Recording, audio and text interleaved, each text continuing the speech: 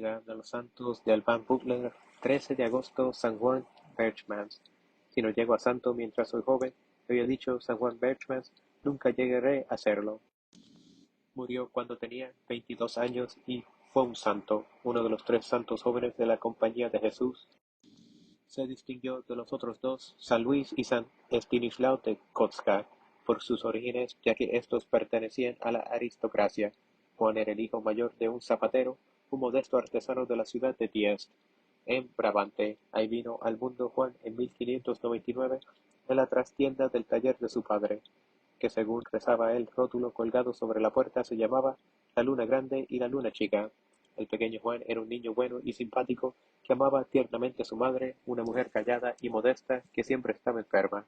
El chiquillo aprendió las primeras letras con un maestro laico y quedó después en manos del padre Emerick, canónigo premonstratense de la abadía de Torgelow, quien, además de enseñar al niño el latín y los elementos de la ciencia, lo llevaba consigo en sus visitas a los santuarios y a los sacerdotes de los alrededores. Aquellos contactos desarrollaron en Juan la tendencia a la soledad o bien a buscar la compañía de los mayores y no la de los chicos de su edad, pero no por eso se puede decir que se aislase de estos, ya que participaba gustosamente en sus juegos, y sobre todo en las representaciones teatrales que organizaban los muchachos, y aún llegó a distinguirse en el desempeño del papel del profeta Daniel, particularmente en la escena donde defendía a Susana de las acusaciones de los ancianos. Por aquel entonces había cumplido los 13 años. Los negocios de su padre prosperaban y éste creyó conveniente sacar a Juan de la escuela para ponerlo a trabajar y para que aprendiese el oficio. El muchacho, que ya tenía pensado dedicarse al sacerdocio, protestó con tanta energía que, a fin de cuentas, el zapatero accedió a dejarle partir a Malinas para servir como criado en la casa de uno de los canónigos de la catedral, el padre Juan Froimont, y asistir al mismo tiempo a las clases del seminario archiepiscopal. El canónigo secular Froimont era un hombre muy distinto al canónigo regular Emerick, y en su compañía el joven Juan iba a cazar patos en vez de visitar santuarios. El trabajo principal de Juan en la casa del canónigo era el de disponer la comida y servir la mesa, pero también se le confió la educación de los perros para que aprendieran a recuperar las piezas cobradas por el padre Froimont. En el año 1615 los jesuitas abrieron un colegio en Malinas y Juan Berchmans fue uno de los primeros en sentirse atraído hacia él, no sin provocar un gran resentimiento en el que había sido su maestro y tutor, a raíz del cual quedó establecido un distanciamiento entre ellos y nosotros, según escribió más tarde el padre de Griff, confesor y profesor de griego de Juan. Este en su nuevo colegio se dedicó al estudio con extraordinaria aplicación. Participó con entusiasmo en la representación de los dramas sacros y con mucha frecuencia pasada la medianoche se le encontraba arrodillado al pie de su lecho, donde le había sorprendido el sueño mientras se hallaba entregado a la plegaria. Un año después, superadas algunas objeciones por parte de su padre, ingresó en el noviciado.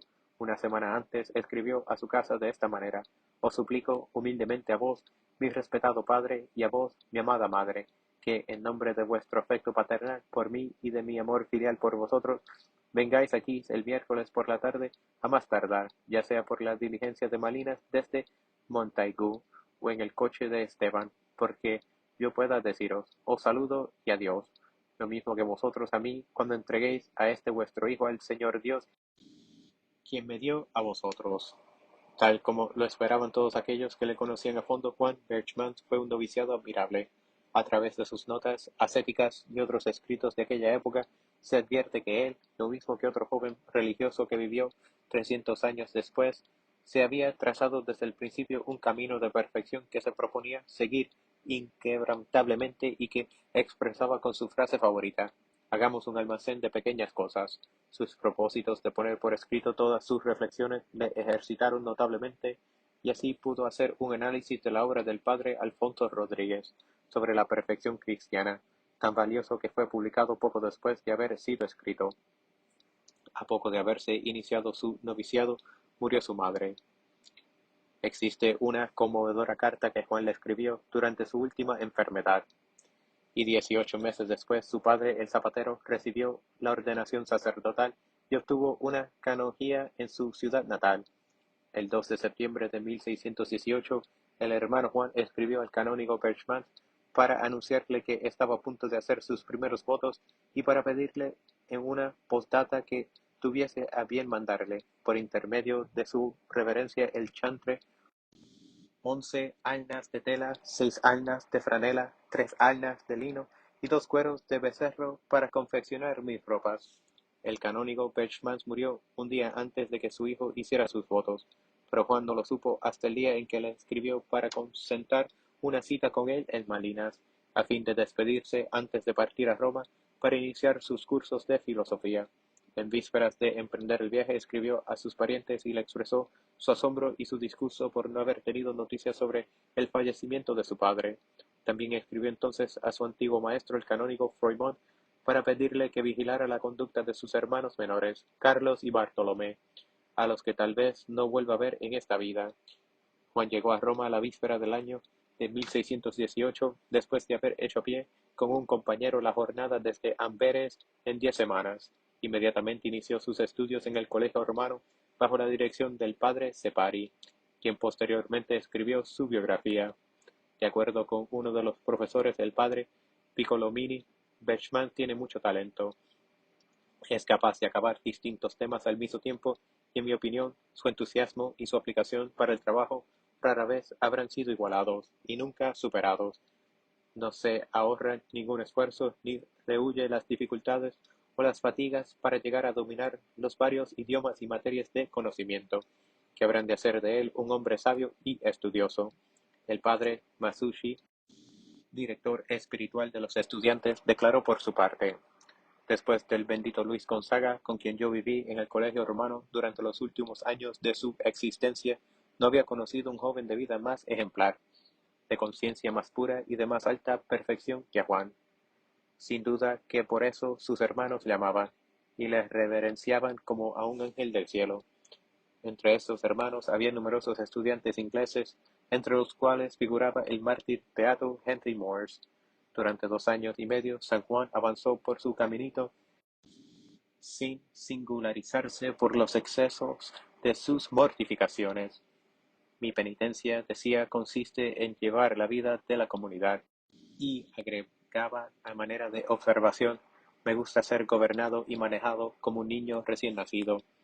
El éxito que obtuvo Juan en sus exámenes en mayo de 1621 le valió ser elegido para sostener una tesis contra todos los que quisiesen rebatirla durante un debate público. Pero ya la tensión de los prolongados estudios durante el sofocante verano romano le afectó profundamente, y desde entonces su salud comenzó a declinar rápidamente. El 6 de agosto se sentía enfermo, pero tomó parte activa en una discusión pública en el colegio griego, y el día siguiente tuvo que ser enviado al hospital. No perdió el buen ánimo y se mostró alegre como de costumbre. El padre Separi afirma que siempre había una sonrisa en sus labios. Cuando tenía que tomar un medicamento de sabor particularmente desagradable, pidió al padre enfermero, medio en broma y medio en serio, que rezará la acción de gracias por los alimentos, después de la comida y no antes, y en el mismo tono comentó con el padre rector que tenía la esperanza de que la muerte reciente de otro jesuita, flamenco como él, en Roma, no provocase alguna fricción entre las dos provincias de la Compañía de Jesús. También, cuando los médicos ordenaron que se le pusiesen compresas de vino añejo en las sienes, observó que, por gracia de Dios, una enfermedad tan costosa como la suya no iba a durar mucho. Al cabo de 4 días en el hospital, el padre Cornelio Alápide, el gran exegeta, me preguntó si tenía algo en la conciencia. Nihil hominum, absolutamente nada, repuso San Juan, y recibió los últimos sacramentos con profunda devoción. 2 días más estuvo en estado de agonía. Los médicos fueron incapaces de diagnosticar el mal que le agotó con tanta rapidez, y murió tranquilamente en la mañana del 13 de agosto de 1621. Durante sus funerales hubo escenas conmovedoras, se atribuyeron numerosos milagros a la intercesión de Juan, y la fama de su santidad se extendió tan deprisa que, a los pocos años, el padre Pauters escribía desde Flandes. No obstante que murió en Roma, y a pesar de que muy pocos de sus compatriotas le conocieron de vista, 10 de nuestros mejores grabadores hicieron ya su retrato, y de sus originales se han sacado ya más de 24.000 copias, eso sin contar las obras de artistas menos diestros ni los lienzos de los grandes pintores. Sin embargo, si bien su causa se inicia el mismo año de su muerte, la beatificación de San Juan Perchmans no tuvo lugar hasta el año de 1865 y su canonización en el año 1888.